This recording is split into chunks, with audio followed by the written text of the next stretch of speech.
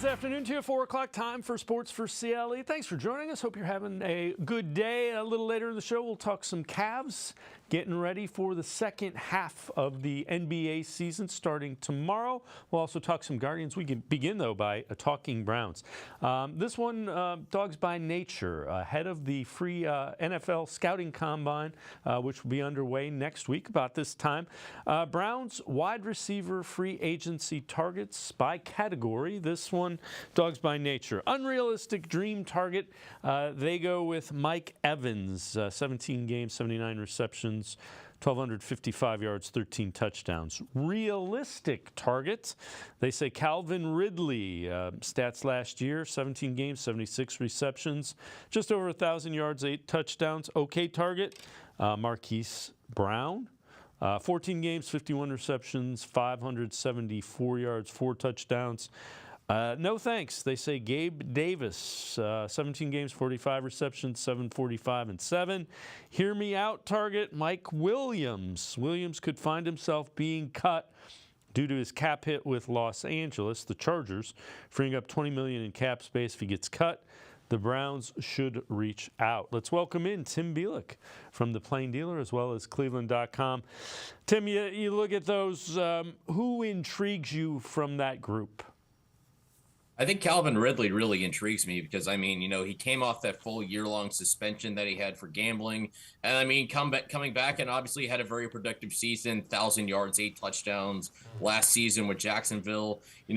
Those are good numbers, and obviously he's the number one guy, as the main guy in that offense, especially not playing for a while, to put up that kind of productivity is really promising. And if the Browns were able to sign him, you bring him over to Cleveland. There's obviously the Alabama connection with Amari Cooper. Obviously, they weren't together at Alabama, but there's probably a little camaraderie there, a little, chemistry that can be formed off that. And I think Ridley's got the chance, even if he's not like an elite number one, maybe a low number one. I think he is a very high level number 2. And I think you put him alongside Amari Cooper and you could really make something happen. Then when you look at the rest of the guys, Mike Williams becomes so interesting to me because, he's coming off a torn ACL. Obviously, he would be kind of a cap casualty for a Chargers team that really needs to shed a lot of salary, just get under the cap before the league year opens. He'd be interesting because of the Deshaun Watson connection, because it seems like based on his time with Houston and what he was able to do with DeAndre Hopkins, he does well with taller receivers. So maybe there's something to build on with Mike Williams, especially if you can get him on a value deal. Evans would be interesting because, again, getting close to 30, but that feels like pie in the sky unless you were willing to take a discount to play for a team that's got a shot to win a Super Bowl. What about Gabe Davis? That's a guy that has some connections to Ken Dorsey, the new offensive coordinator. I don't know that he's necessarily a number 2, but he seems to show up big in big games. Yeah, and I mean, the AFC North is full of big games. I mean, the first division, I believe, ever, especially since the expansion, the separation into the 8 divisions they have now, that all 4 teams have winning records. So, I mean, every division game's a big game, and we all saw what Gabe Davis did in that one playoff game against the Chiefs, just a couple of years ago. It'd be interesting to see what he would do with a larger role. Obviously, if he came to Cleveland, he wouldn't be a number 1 guy. Maybe he looks for an opportunity to, kind of show that maybe he should be a number 1 guy somewhere.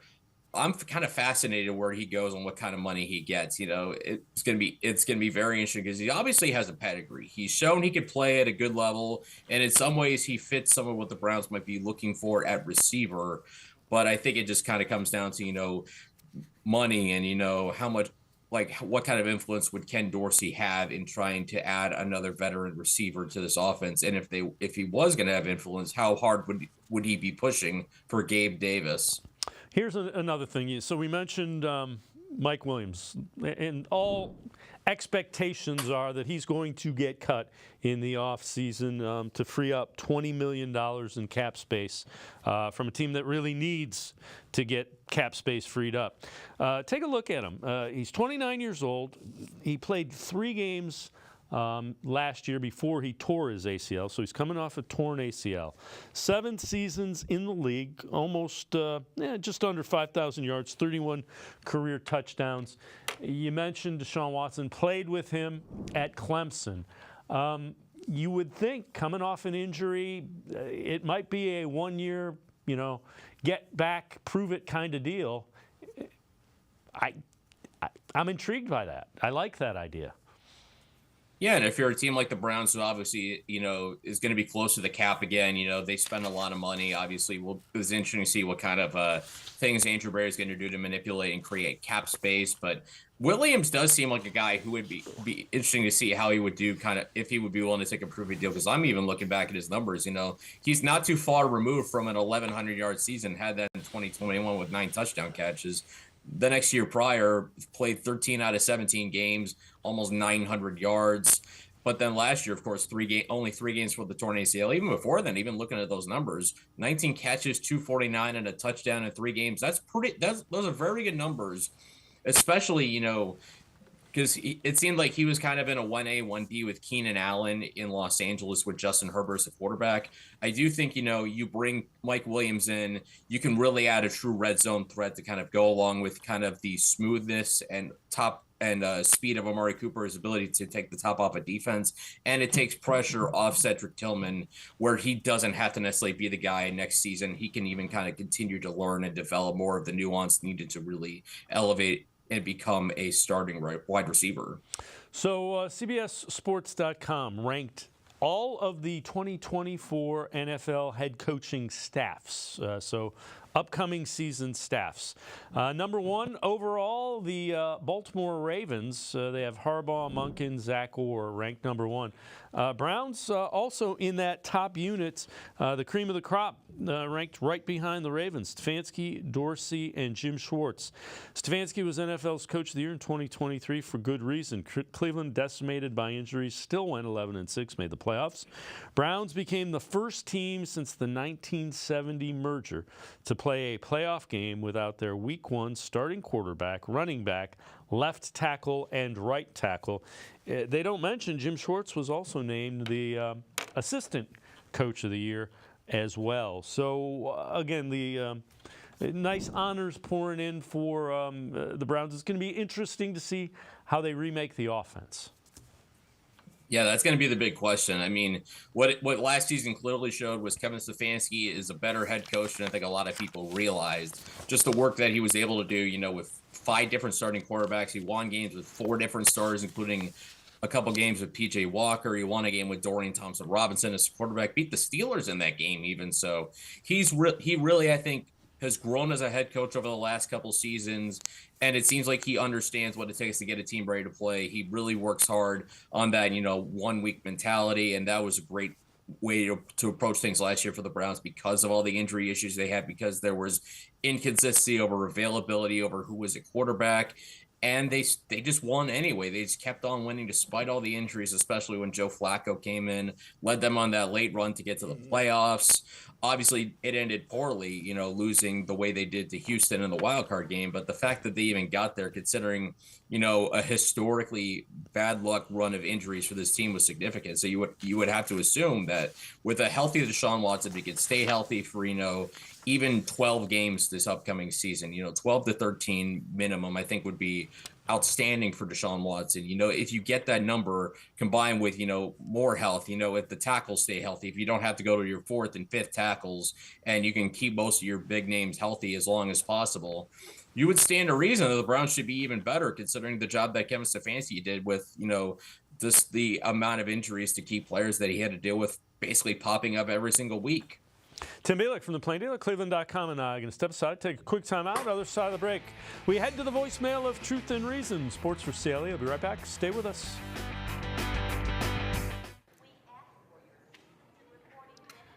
All right, everybody. Let's take 5. With one of these 5 Lady Luck scratch-offs from the Ohio Lottery. Like the $5 25X. It's a nice way to nab up to 150 grand. The Lady Luck family of scratch-offs is the Ohio Lottery's first ever, with 5 price points from $1 to $20. They're an easy way to break into some fun.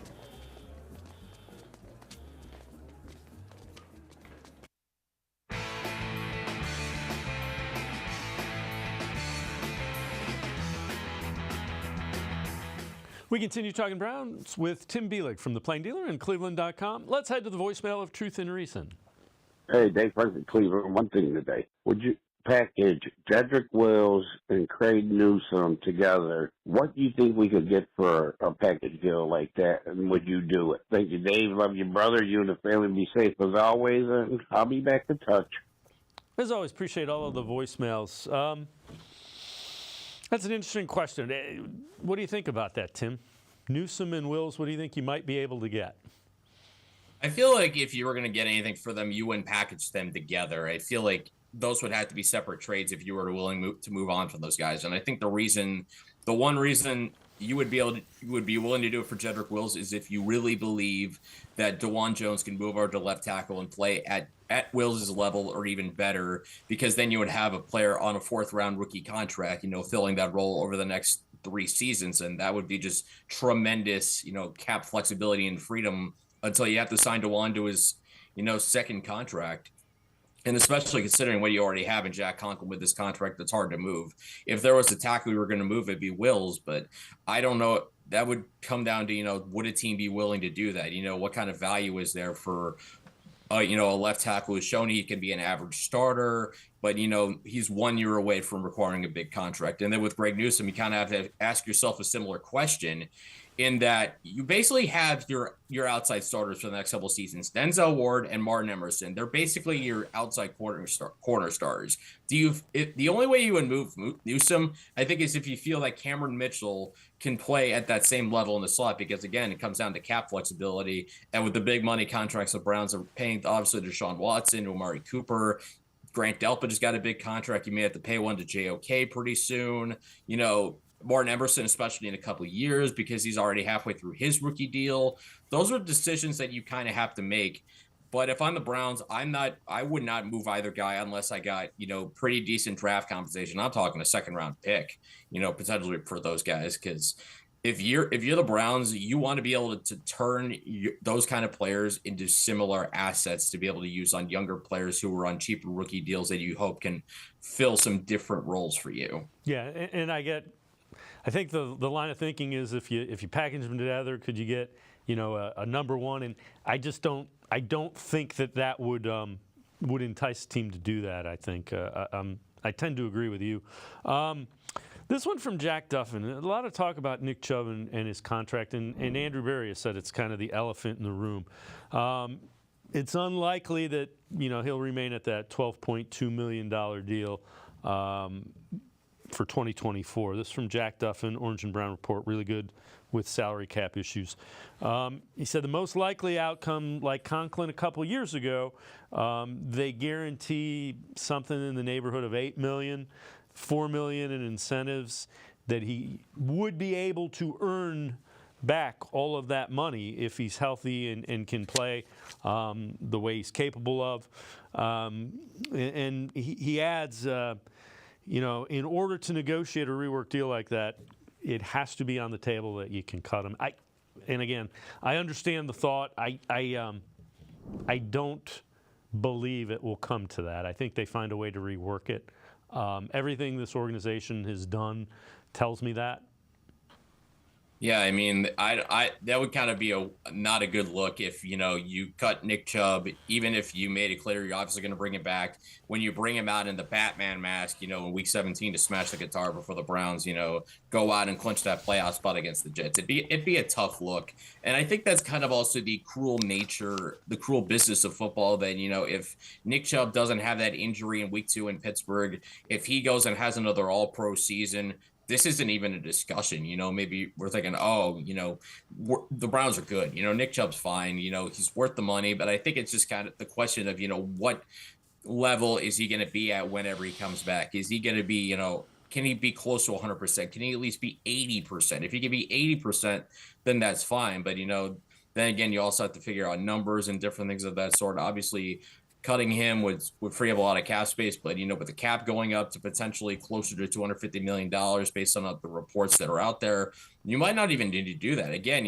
one Deshaun Watson contract restructure, and all of a sudden you free up a lot of extra cap space. And I would imagine that the Browns, considering how much they value Nick Chubb, and again, going back to what he did in week 17, with the guitar, he probably means so much to his fan base and this team more than just, more than just on the field impact. So I think from that perspective, it'd be tough to kind of make that kind of move. But knowing Andrew Berry, I would assume he's going to try and find a way to keep him around, even if it's for a rework discount. Yeah, I think they'll be able to find, and I think Nick Chubb wants to be here. I think they'll find a way, they'll find common ground, and I think they'll find a way to get that to something that both sides are happy with. This is interesting. CBSSports.com, top free agent running backs and landing spots. So they list Zach Moss. Landing spots, Eagles, Browns, and Colts. So the value, 2 years, $9.2 million, so $4.6 million average annual value. Moss had a career year, 794 yards, 5 touchdowns on 183 carries. Also caught the ball, 192 yards, 2 more receiving touchdowns. That was with the Colts. He does have a history again with Ken Dorsey, played with the Bills before the Colts. That's intriguing. I don't know, and we'll take a look at a list in a minute or two. I don't know if it's Zach Moss, but I think you find a veteran in that price range, $4 to $5 million, so that you don't have to rush Nick Chubb back. Yeah, absolutely. I think that's the best case scenario. If you get another guy who can tandem with Jerome Ford, who showed you, as much as he is boom or bust, that you want to keep him in a rotation because he has the ability to catch the ball in the backfield and he can hit the big run. And especially, in particular, the way he helped the Browns close out that game against the Niners, that there is value to Jerome Ford. But Zach Moss is a guy I like. And certainly, him looking at the list of free agent running backs that we'll get to in a second, he's one of those guys that I would put at the top of my list. Power, strength, and especially coming into the Browns offense, where I would imagine with Ken Dorsey and Andy Dickerson, the offensive line coach, they'll kind of tweak some of the run things a little bit to make sure that, they're kind of refreshing the run concepts. And again, the more pressure you can take off Nick Chubb to come back and save the run game right away, the more you can, just let him rest and recover on his own timetable, the better, whether it's, signing a veteran free agent or drafting a running back on day 2 of the draft, for example. The more you can do to kind of give Nick Chubb all the time he needs, the better. All right, here is that list of notable free agent running backs. There's some big names, and keep in mind the running back free agent market is not going to break the bank by any stretch. So you got Henry Jacobs, Tony Pollard, Saquon Barkley, Austin Eckler. Then you got DeAndre Swift, A.J. Dillon, Kareem Hunt, Moss, Edwards, Dobbins, Singletary. Singletary, another guy that has a history with Ken Dorsey. Who on that list intrigues you other than Moss? I like Singletary. I even remember watching him in that wild card game against the Browns. I'm thinking he's better than I thought he was. And I mean, coming up, playing in Buffalo, obviously you're not going to get a lot of carries because Josh Allen is there, because he's going to have a huge impact, huge presence on the run game. Then Singletary comes to Houston. He gets much more opportunities, because C.J. Stroud's not nearly the runner that Josh Allen is. He has a career season, almost 900 yards rushing. And, receiving, he's had 30-plus catches in 4 straight seasons, could be a solid receiver out of the backfield. Maybe no more than a tandem guy, but again, the way it's kind of trending, tandem's not a bad thing, because the Browns seem like, especially, with Nick Chubb and Kareem Hunt, they wanted the tandem because they want to make sure that it's not one guy that's really, carrying the lion's share of the workload. Even as great as Nick Chubb was, you still want to give him a break because of the length of the season. And Singletary, I think, like Zach Moss, fits in there. And also, DeAndre Swift would be interesting to me, just to have a speed component in the backfield. A guy who can, rip a big run, and he's also got ability as a receiver. So those are the 2 guys, along with Zach Moss, who I would kind of prioritize personally. Tim Bielik and I are going to step aside, take a quick timeout. Other side of the break, some big swing trade candidates for the Browns. Sports4CLE, I'll be right back. Stay with us. Come back to go forward. Back to learning new things. Back to pursuing your dreams. Tri-C has flexible learning options to fit your life. And every year, more than 1,000 local companies provide Tri-C students with real-world learning. The right education can boost your lifetime earning power by hundreds of thousands of dollars. Start now with a college education you can afford. Tri-C, where futures begin.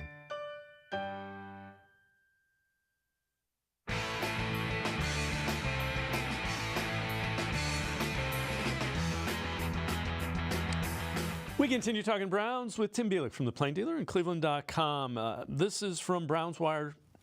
6 big swing trade candidates for the Browns this offseason. They start with defensive tackle Jonathan Allen from the Washington Commanders. Move outside a little bit, got a little bit older.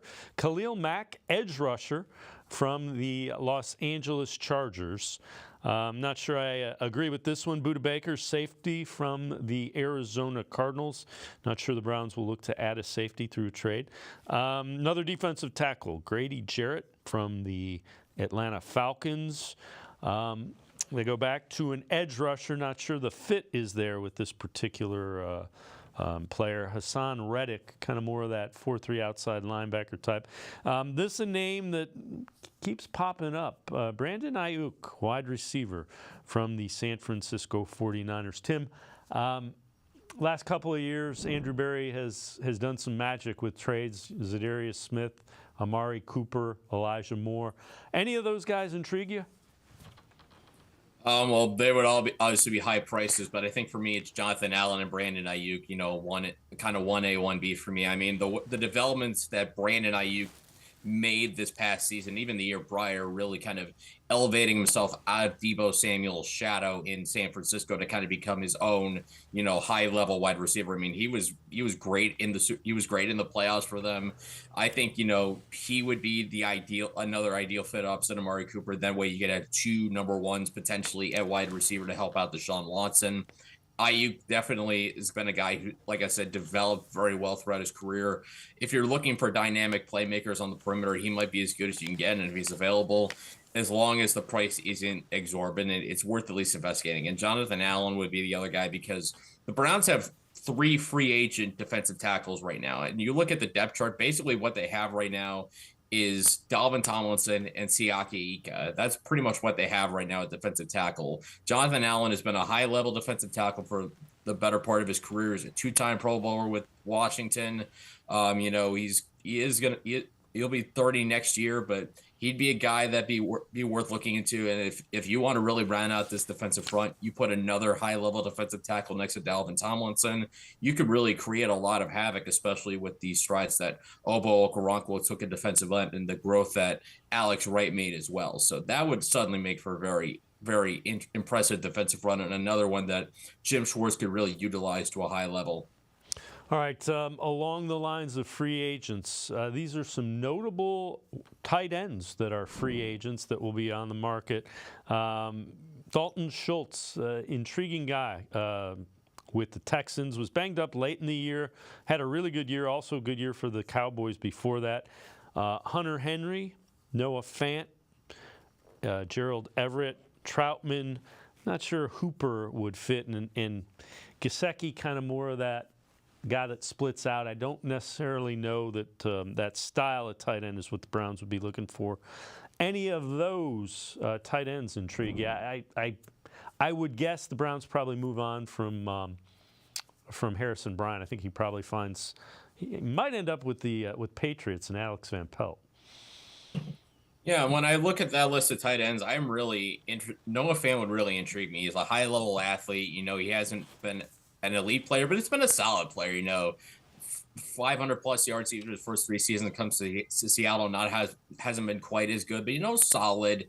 And I think with his high-end athleticism, you put it up as a David Njoku, who's also a high-end athlete. That gives you a really good 2 tight end combination of guys that you could probably move out into the slot and not just line up in line. And then with that, you kind of create a whole bunch of other matchup problems, like the matchup problems David Njoku can already create in the leap he took in 2023. Fant, I think, could be a high-end 2 tight end, and maybe if Njoku's banged up for a little bit, Fant could step up and be solid in place of him. So I think for me, out of that list of guys, Fant would be the most high up for me. All right, when you look at this Browns roster, what are some areas of need that you think might be a little under the radar for it? I'm looking right at the middle of the offensive line. I'm looking at guard right now. And I know Browns fans kind of don't want to hear this, but, Joel Bitonio is 32 years old. Wyatt Teller is on the verge of 30. So I know they've been obviously pillars in the middle of the offensive line. They were especially important this year with all the injuries that happened around them at tackle throughout the season.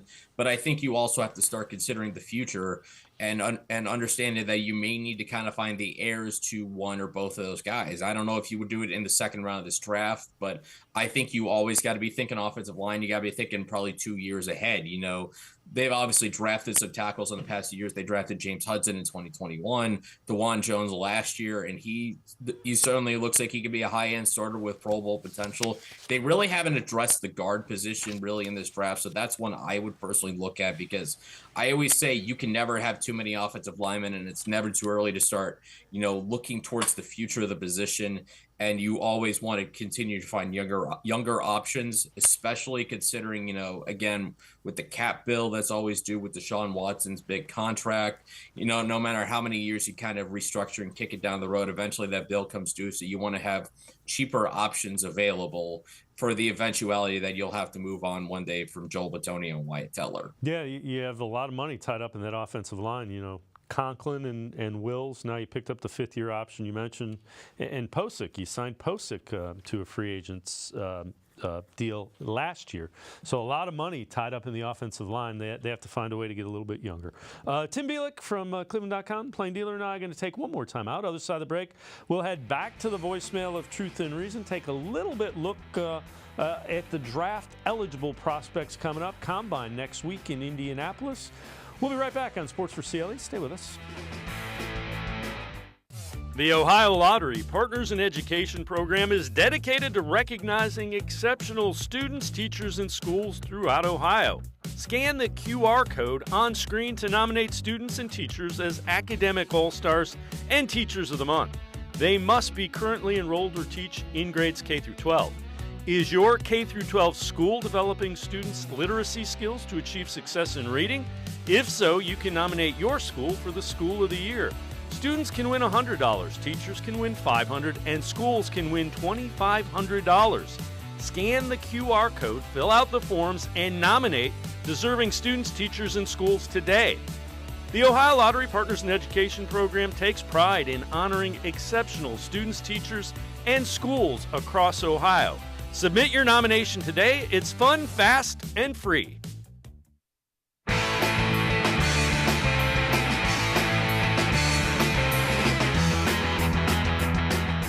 We continue talking Browns with Tim Bielik from the Plain Dealer, cleveland.com. Let's head back to the voicemail of Truth and Reason. I understand, like, in the Browns fans community really want a big body wide receiver, but you got to think that the Kansas City Chiefs for the last 3 years have had undersized wide receivers, and they have put them in the best position to win. And when I had brought up Taj Washington, it kind of got dismissed. Like, people in college football have said he's a sleeper, like he's really, really good. We need to give this kid a shot. If we can give somebody like Anthony Schwartz a shot, we should give Taj Washington a shot. That's all I'm saying. As always, appreciate all of the voicemails. Tim, I hesitate to mention Anthony Schwartz to Browns fans. My concern is that Lincoln Riley offense doesn't have a huge route tree, and I'm concerned with Caleb Williams for the same the same reasons. And it's not fair. But you have that lasting impression. Kyler Murray struggled, and some of the receivers that have come out of that have struggled in the NFL. Yeah, and I think, you know, it's certainly been interesting how those guys really haven't panned out. I think I'm still high on Caleb Williams. I still think he's my number one quarterback. But when it comes to Taj Washington in particular, you know, the Anthony Schwartz thing is interesting because I think with Taj, I think he's a solid player who think for me would be round 5 and later because he kind of fits a more specific role. He's a small receiver where you kind of want him in the slide. You kind of want him on short, quicker routes where he can kind of create space for himself. I don't think he's going to be a perimeter guy just because he's not built for that. I'm not as concerned, you know, about size as some other people because I think if you could play and you could play at a high level, there's always a role for you. But, you know, if when you go back to the Lincoln Riley route tree again, I think, that's kind of the same things that, kind of hindered Cedric Tillman a little bit, because Cedric Tillman this past season, obviously came from a Tennessee team that their offense really didn't have a lot of route diversity either. So you can understand why he kind of had a hard time, kind of settling into the NFL and understanding route nuance and whatever. And there's nothing wrong with that. That's how he got into the NFL, was, put up big numbers in that offense. And you would imagine that kind of thing comes with just, working on it, attention to detail, and, understanding what you need to do to separate a high level. But he has higher end physical tools. And I think with Taj Washington, he's a solid player. He produced well at USC. I just don't know if he has those high end physical tools. That said, if you want to look for a slot receiver round 5, round 6, and Taj Washington's there, he's worth a look. Who are some of the other guys that you think the Browns might be interested in that might be a fit earlier in the draft for wide receivers? Well, the big name that's come up for me right now is Roman Wilson from Michigan. I mean, right now I look at him, he had a monster week at the Senior Bowl, and it seems like he has really kind of risen up for me, because he's got elite speed, elite physical tools. And I think what kind of is going to drive his draft stock down a bit, although it's gone back up, I think, in recent weeks for some people, is because Michigan's offense was really predicated on running the football. It wasn't necessarily about, throwing the ball 70 or about 30, 40 times a game, kind of like you would see at other programs, including Ohio State, that were more pass-oriented, whereas Michigan's definitely more run-oriented. I think there's a high upside to Roman Wilson, productive, tough, fast, and we saw that Senior Bowl clip weeks ago with that tremendous contorting catch he had. He would be a guy I would be very interested in, especially if guys like Jalen Polk or, Adonai Mitchell, for example, weren't there. I'd also really be interested in Malachi Corley from Western Kentucky. There's a lot of Debo comparisons out there. I don't know if he's going to be as good as Debo, but you see a lot of it in his build. He's 200 plus pounds. He's a guy who is great after the catch.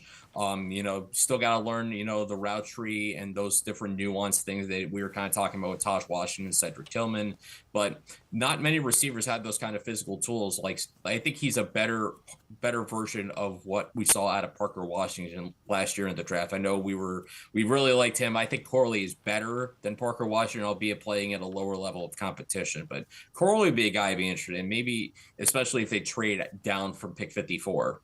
All right, I know you've done an article on the NFL draft for running backs. Let's go through a couple of the guys. So you had Trey Benson from Florida State, 1, Jonathan Brooks from Texas, number 2. Let's talk a little bit about those two. Yeah, Benson to me is the best guy. It certainly is the best back in this draft. He's got good size, 223 pounds, speed, kind of the complete things you're looking for in a bell cow running back, and obviously put up, good numbers, 900 plus yards this season. He shows he has a penchant has an ability to catch the ball out of the backfield. And what's really gotten better about him is his ability to kind of read what's in front of him and, hit the hole with authority, as opposed to just trying to kind of run straight for what's available, is kind of letting the play develop in front of you. And that seems like something that Benson's kind of been better at throughout his career. And going on to number 2, Jonathan Brooks from Texas, really stepped up this year after Bijan Robinson went 8th overall to the Falcons in the draft. I mean, you look at his numbers, 1,100 yards, 10 touchdowns. And this is on a Texas team that we're going to talk a lot about their skill players for the next few months, because, I mean, they've got a pair of receivers who should go in the first 2 rounds, Adonai Mitchell and Xavier Worthy. They have a tight end, Jatavian Sanders. They have 2 elite defensive tackles in Byron Murphy and Tavondre Sweat. But Jonathan Brooks, I think, has a lot of exciting tools, vision, patience, and those, I think, are 2 big things. And, you combine that with his speed and contact balance, you can really do a lot of things with him. What's going to hurt him is he tore his ACL in November. So if you're going to draft him, you got to kind of be prepared to know that you're not going to, might not have him for training camp. You might not have him until September. I mean, we saw that that didn't stop the Detroit Lions from drafting Jameson Williams in 2022. And we saw in the NFC Championship game the type of player that Jameson Williams can be. So I think Brooks has the ability to be as good as any back in this class. You just have to be willing to wait a little bit longer than some of these other backs for the return on investment. All right, 3 and 4 in your list. You got Blake Corum from Michigan, Audric Estime from Notre Dame, and then your 5th for the top 5 is Bucky Irving from Oregon. Take us through those 3. Well, let's start with Blake Corum, number 3. I mean, everybody in Ohio knows about Blake Corum. They've seen him play against Ohio State for years. Really just a very fluid runner who is just extremely tough. There's no question about it. Not a guy who's going to necessarily run away from people, but he's always going to find the ability to create space for himself. He's got good power at 213 pounds. Even he may be short at 5'8", but I actually think that kind of helps him a little bit because when you're shorter and you want to create leverage, the old saying "low man wins" kind of applies in this instance to Blake Corum. My concern with him, more than anything, would be just he has had a lot of wear and tear the last couple of seasons at Michigan. Even last season, 258 carries. That is a lot for any running back coming into the NFL. So you wonder what kind of like what kind of ceiling he has. He seems like a high floor back who will be a safe pick, but you wonder, are you going to go for a safer player early, or are you going to take a player with a higher upside? I think that might be the question when it comes to Blake Corum. Number 4, Audric Estime. I made no secret he's one of my guys in this draft. I think, there's a lot of David Montgomery to his game. He's not a guy who's going to run away from people, but he's got very good size, 227 pounds, makes a lot of people miss, breaks off a lot of chunk runs. And, even 1,300 yards at Notre Dame for a Notre Dame team that ran the football a lot. He always seems to find ways to, gain positive yards. And when you have a running back then get 10 to 15 yards, on one of every 8 or 9 carries or something like that, that is a great thing to have. Again, he may never be an elite number 1 running back, but again, how many teams would turn down a David Montgomery? I mean, you saw the kind of impact he had for the Detroit Lions last season, that tandem with Jahmyr Gibbs. And number 5, Bucky Irving. He is the one guy who is different out of the bunch. I've talked a lot about, bigger running backs, 200-plus pound backs. Bucky Irving, 5'10", 195 pounds. And honestly, he might have a lot of Devon Achane to thank for some of the draft stock around him. I'm not saying that Bucky Irving is as fast as Devon Achane. Remember, Devon Achane was a track star at Texas A&M before he really burst onto the scene. But I think Irving, he's plenty fast, but he's also extremely fluid. He can change directions. He's not going to lose a lot of speed when he changes directions. And, 1,180 yards last season on 186 carries, able to rip some big runs as well. And also quite productive out of the backfield, 56 catches, 413 yards. I think he'd be quite a change up to what the Browns have with Jerome Ford, who's known more for size, but he has some power to him. You want to add a speed threat. I think that's an interesting way to go. You look at, for example, what Jahmyr Gibbs has meant to the Detroit Lions, what Keaton Mitchell did for the Baltimore Ravens before he was lost for the season, what Achane has meant for the Dolphins. I think a speed element out of the backfield would certainly be an interesting way to go. Like I said, I really like Audric Estime, but I feel like when it comes to best fit of those 5, if it's between those 2 guys, Irving feels like a slightly better fit to me. Tim Bielik, as always, great stuff. Appreciate the time and the insight. Thanks very much, Tim. Yeah, thanks for having me, guys. Have a good day. Tim Bielik, make sure you check him out. Pages of the Plain Dealer as well as cleveland.com. Always really good insights, especially draft and free agency. Make sure you check him out. We're going to step aside, take a quick time out. We turn our attention to the Cavaliers getting ready to come off of the All-Star break tomorrow. Sam Amico from hoopswire.com straight ahead. Stay with us. Come back to go forward. Back to learning new things. Back to pursuing your dreams. Tri-C has flexible learning options to fit your life. And every year, more than 1,000 local companies provide Tri-C students with real-world learning. The right education can boost your lifetime earning power by hundreds of thousands of dollars. Start now with a college education you can afford. Tri-C, where futures begin.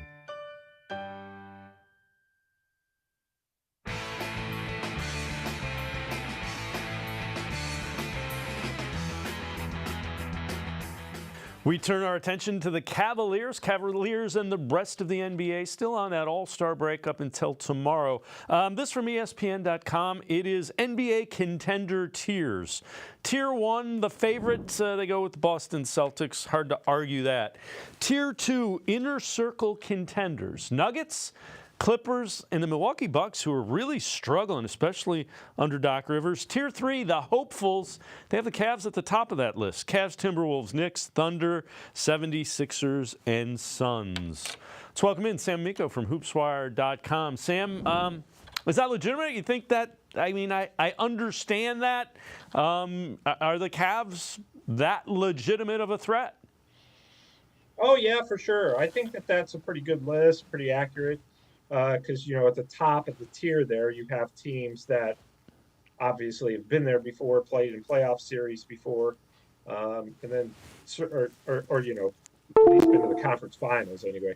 The Cavs, of course, in that mix as a number 2 seed entering the post All-Star break, really have been the best team in the Eastern Conference when you talk about straight record, 18-2 in the last 20. So I think the Cavs are showing that they belong, and as you enter these last 30 games or so, just want to try to keep a good thing going.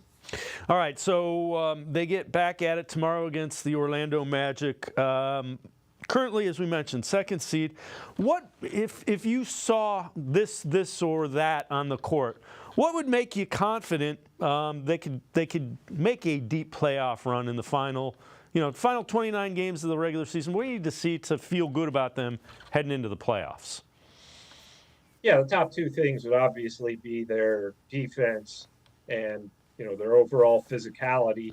That second of which, the physical aspect, was the shortcoming last year against the Knicks. Playoff basketball, as the Cavs learned last season, is more physical. The refs let you get away with a little bit more. There's more pushing and shoving under the basket allowed. So, I think that they've been much better at that this season, and it's because it's been a point of emphasis. So those are really the top 2 things. As long as they continue to defend well, they're always going to protect the basket very well because of Allen and Mobley. And, so those are the top 2. Third, obviously, you have to keep doing what you're doing at the offensive end, which is a lot of sharing the basketball. They've been playing team basketball more than ever since Donovan Mitchell came. And that's not to say they were selfish before. It's just I think that they've gotten comfortable with each other and they know each other's strengths, where they like the ball. They're all getting used to that. And, it helped, I think, when Darius Garland was out, Donovan Mitchell got to play the role of facilitator, because now with Garland back, they're both playing that role. And I think that's really helped. So I think they're in good shape offensively, good shape defensively. What are you going to do physically? Are you going to be able to, exchange blows, so to speak, with, whoever you play in the first round, second round, or beyond? How important are the decisions that J.B. Bickerstaff makes relative to the rotation these last 29 games going forward? And what do you expect to see? And I'm talking specifically Sam Merrill. How do you – it seems like he's kind of settled that Merrill's going to get minutes regardless, and he's going to do a 10-man rotation. How important is it to stick with that? Yeah, it's vital for not just the players but kind of if you're talking about J.B. Bickerstaff, he wants to get comfortable with knowing what guys to play and when to play them, when it's ideal.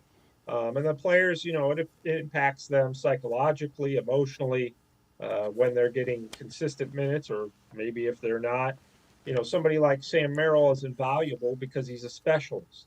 And if you have a specialist, you're going to find a way to get him on the court. Specifically, he stretches the opposing defense because he's the best three-point shooter on the team, most consistent at it anyway. So, I think usually if you're a coach, you usually go about 8 deep in the playoffs if everybody's healthy. You really don't go too much beyond that. J.B. Bickerstaff's greatest challenge is a good problem to have. How do you go deeper than that? How do you find minutes for really up to 10 players? Because don't forget, everybody's healthy. You've got Dean Wade, Isaac Okoro, Karis LeVert, and Merrill, and George Niang all off the bench. There's 10 guys right there. Maybe Tristan Thompson, when he comes back, makes it 11. And if Craig Porter Jr., who just got a new contract, is contributing there, you get 12. So, yeah, J.B. Bickerstaff's going to have a lot of juggling to do. And probably a few guys are going to be the odd men out on a consistent basis, but they'll be counted on at times. And, what's important is those players so far this season have shown that Sam Merrill, Craig Porter Jr., even Dean Wade, when called upon, those guys have proven that they've been ready to contribute. What is there anything that could potentially develop that would elevate the Cavs into a threat against, say, the Celtics have to be the odds-on favorite. I think they have a 5-game lead in the East. They've been playing exceptionally well. Is there anything that the Cavs can do to elevate themselves into a serious threat to Boston? Yeah, a couple things. Yeah, right. Number one would be Max Strus. A little more consistency from him. He's been kind of up and down over the past month. Obviously, it hasn't impacted the Cavs because they kept winning anyway. And that's just offensively. Defensively and crashing the boards, his effort has been fantastic. So, just a little bit more consistency from him hitting outside shots. Their bench has to continue to play well on the road. And that's a big thing in the playoffs because so often in the playoffs, it all comes down to role players. The stars are going to do their thing. It's always about how well do your role players play, particularly on the road. So those are two things to me. The number one thing is Evan Mobley. That is something that could put them over the top. Everybody else is going to do their thing. Jared Allen has to, keep playing as well as he's been playing, which he's having a career year. So there's really no reason to doubt him. But if you're talking about beating the Bostons and the Milwaukees, Philadelphia's with Joel Embiid, if he gets healthy, really, to me, it's Evan Mobley. How much of a borderline all-star can he become in these last 30 games and in a playoff series? If Mobley's everybody's really high on him, but he truly is the X factor because Garland, Mitchell, Jared Allen, and the role players you assume will do their thing. Mobley's at worst going to be a really solid power forward. But can he kind of evolve or at least ascend into if not a complete all-star, then a borderline all-star level player?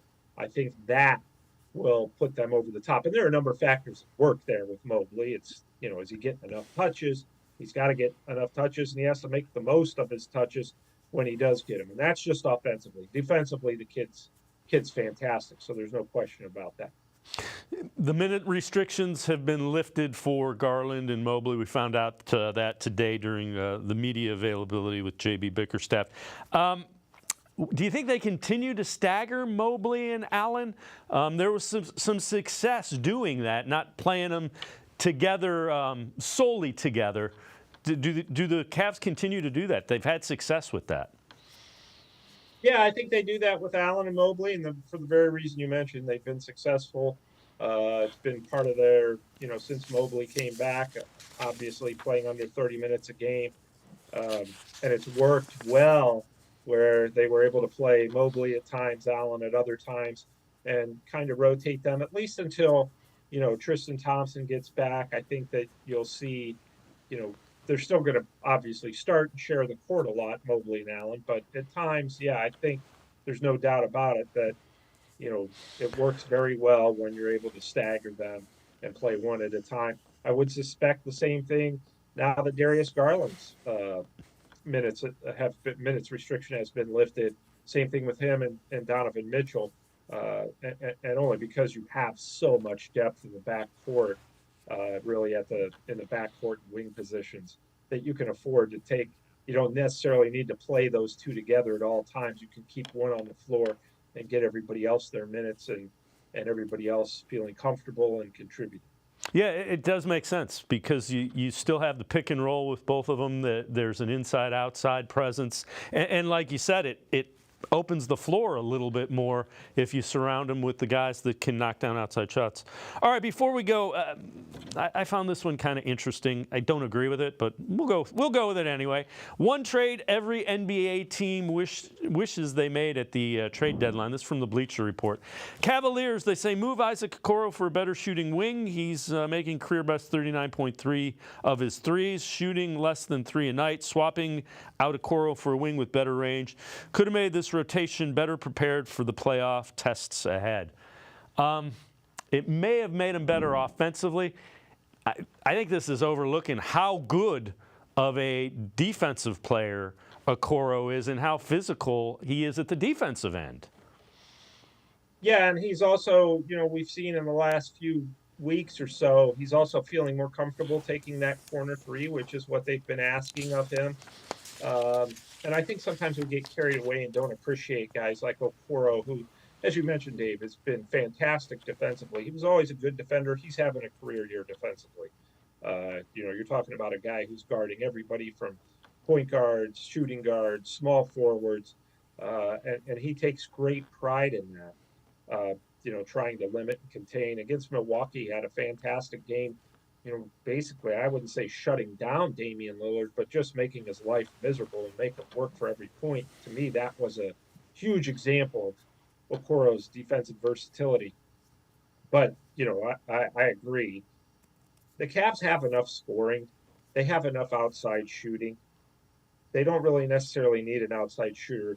What they need is a guy like Okoro who's going to knock down that open three if he gets it and forces nothing offensively. When you have Garland, Mitchell, Mobley, Max Strus, Allen, all of those guys are capable offensively. Harris LeVert, who's kind of a walking bucket himself. You don't necessarily need another guy who's going to score a lot. You just need to have him be a threat. And Okoro has become that offensively. Not a huge threat, but he's become more of a threat. And you don't make a trade to me when everything's working and the pieces fit well, and you have a really willing wing defender in Okoro. So, yeah, I disagree with that too, Dave. We're on the same page with that. Sam Amico, hoopswire.com, as always, great stuff. Appreciate the time and the insight. Thanks very much, Sam. All right. Well, thanks so much for having me. We'll talk to you soon. Sam Amico, make sure you check him out, hoopswire.com. Always great stuff on the Cavs and the rest of the NBA. We're going to take a quick time out. We turn our attention to the Guardians. Paul Hoynes, straight ahead. Sports for CLE. We'll be right back. Stay with us. Go ahead and pop a clamp on that. Let's take 5. With one of these 5 Lady Luck scratch-offs from the Ohio Lottery, like this new $20 100X with its $1 million grand prize, I want to get my cut of that 76% payout. So, good news. We're playing the largest family of scratch-offs ever. These Lady Lucks have all the fun and no complications.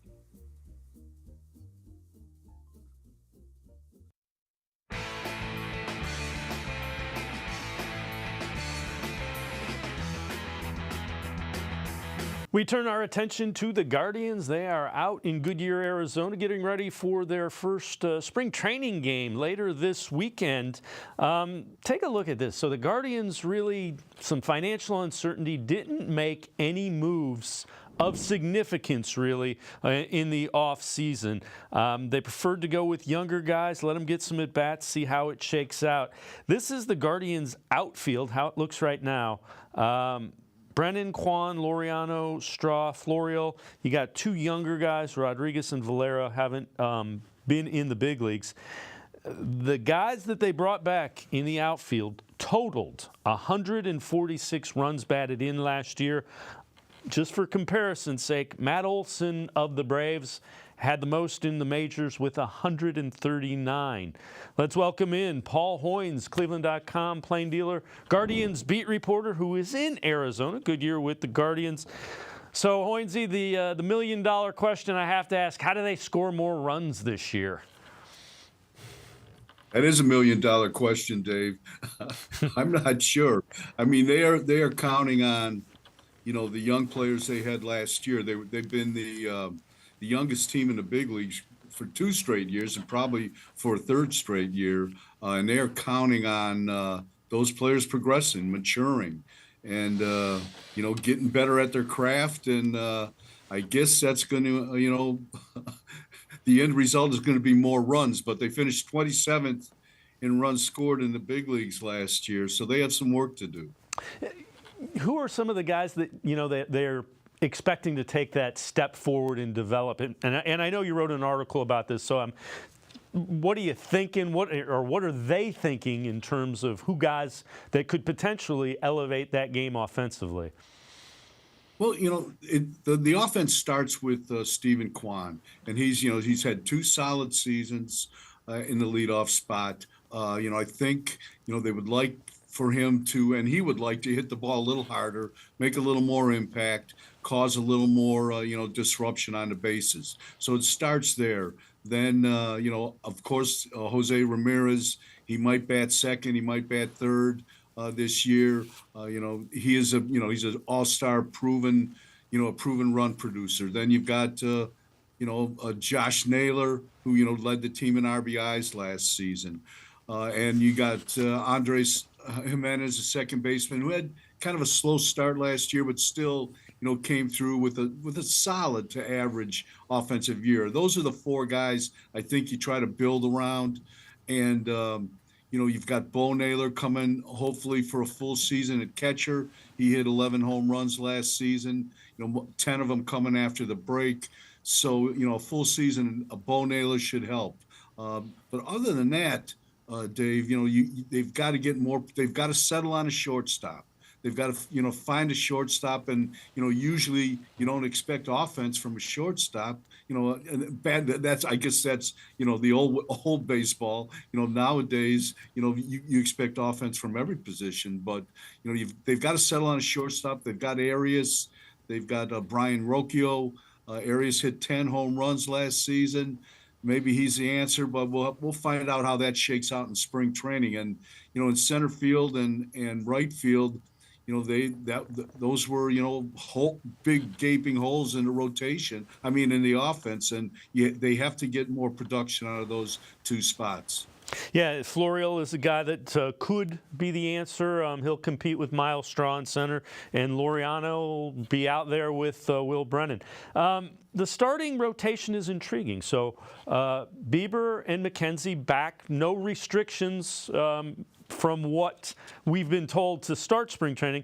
Then you got Bibee, Logan Allen, Gavin Williams, all pitched really well in their first taste of the majors. What do you think about the starting rotation? Dave, I like the rotation. It's the strength of the team, but they have to stay healthy. Bieber and Tristan McKenzie missed, big parts of last season with elbow injuries, and Tristan also, started the season on the IL with a shoulder problem. He only made 4 starts. Shane was held to 21 starts. So if those two can stay healthy, and the 3 rookies that made their debut last year can take another step forward, that's a strong rotation. And the bullpen is pretty solid. I think that they haven't had too much turnover in that bullpen in the last couple of years, and that's a good thing and a bad thing, because the bullpen is, everyone, all managers say it's the most volatile part of a team. And, I think that bullpen is still young enough where they can get better. Yeah, the knock on whatever, the bullpen it looks to be pretty good. It seems to me like they don't have as much starting depth. They traded Quantrill, they let Quantrill go, traded Cody Morris. They don't have the guys that you can, those 6th and 7th guys that, you rely on when something goes off kilter for 3-4 weeks. Yeah, that's a good point. And, they would have had depth if the normal rotation would have had held together last year, but they were forced to bring up Williams and Logan Allen and Bibee. So their pitching depth is in the big leagues right now. But, they still have some interesting arms, and Joey Cantillo, big left-hander that pitched at AA and AAA last year. We saw a lot of Xavier Curry. He's in camp. He's kind of a swing guy. Hunter Gaddis, opened the season with Cleveland last season. He was up and down. So those are 3 guys that kind of can support that rotation. I should say, I forgot Ben Lively, a guy that pitched for the Reds last season. They signed him to a big league contract, so he's in camp. He's another depth starter. One of the biggest changes is Terry Francona has elected to not manage this year. So Stephen Vogt, never been a manager before. In fact, was a player a couple of years ago. 2 years ago, his active career ended. How do you think he handles the first go-around as manager? What have you observed and kind of gathered from Stephen Vogt? Well, he's an interesting guy, Dave. Well-spoken. I think he's, he doesn't run away from the fact that he's never managed before, that he doesn't have all the answers. But, at the same time, he played for 10 years in the big leagues, and he said, this has been his goal all along, to manage a big league club. It just happened a lot faster than I think he anticipated. What he was last year, he was a bullpen coach in Seattle. 2 years ago, he was playing for the A's and then retired. So now he's he's in the hot seat, and it's going to be interesting to see how he handles it. But I think they've surrounded him with a pretty good staff, a real good staff, and I think he is. I think he will delegate duties well. All right, you look at the American League Central, and I don't know about you, I think every team has questions. What do the Guardians need to do to compete for the division title? Well, they need to stay healthy. Their pitching needs to stay healthy. They kind of wrecked them last year. And like we were saying earlier on, they need to find a way to score some runs. They have to take advantage of the new rules in baseball, where they've opened up the running game. They did that. They were third, I think, in stolen bases last year in the American League. But they really have to push the envelope. They have to take advantage of everything they can muster in that regard. Stephen Vogt was talking about we're emphasizing this season 90 feet at a time, to do the little things you have to do to win games, because they're not going to hit the ball out of the park. This is not going to. They're not going to turn into the 27 Yankees or last year's Atlanta Braves overnight. This team was last in the league in home runs last year and second last 2 years ago. So the home run is kind of a mystical event in Cleveland. Having said that, 2 years ago, really successful. That run last year. Not so much. Is it? I mean, there were a couple of guys that had subpar years offensively that you probably think will bounce back. Jimenez had the slow start, and Kwan wasn't quite as good as he was the year before. And those are guys that, if they're on, the offense looks a little different. Yeah, for sure. And they've got to get some production, from the thing to me, Dave, is they got to get some production from the outfield. They need Brennan. Brennan hit 266, which was well above, the league average. But there was, he's got to drive in some runs too. There's got to be some production behind that batting average. And it's, however that shakes out in center field, if it's Laureano, if it's Straw, if it's a Florial, they've got to find the right guy or the right platoon to, get as much, production as they can out of them, because otherwise this off, you can't win games scoring 3 runs a game and 3 or 4 runs a game. You're just not going to do it. You're not going to win enough.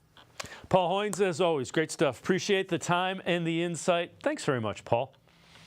Thanks, Dave. Paul Hoynes, make sure you check him out. Always really good Guardians coverage. Pages of the Plain Dealer, as well as cleveland.com, joining us with the latest from Guardians spring training in Goodyear, Arizona. It's going to do it for this edition of Sports for CLE. We'll see you back here tomorrow at 4 o'clock. Have a great night, everybody. See you tomorrow at 4 on Sports for CLE.